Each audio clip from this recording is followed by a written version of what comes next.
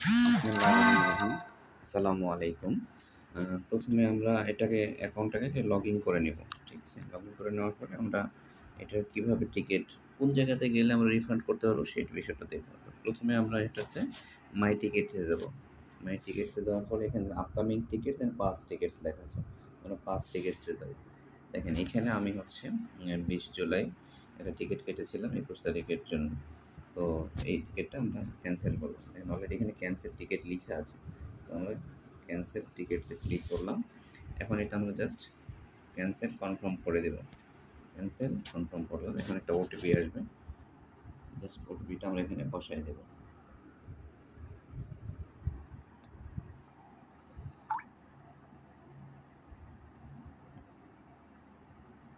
একটু অপেক্ষা করতে হবে নেটওয়ার্কের একটু সমস্যার কারণে।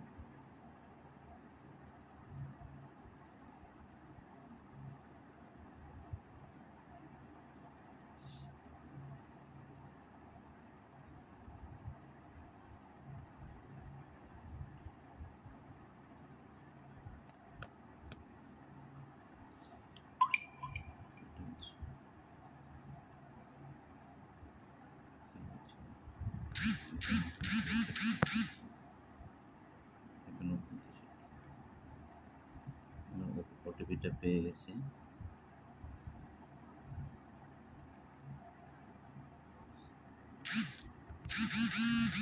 ওটিপিটা হচ্ছে 15 ভেরিফাই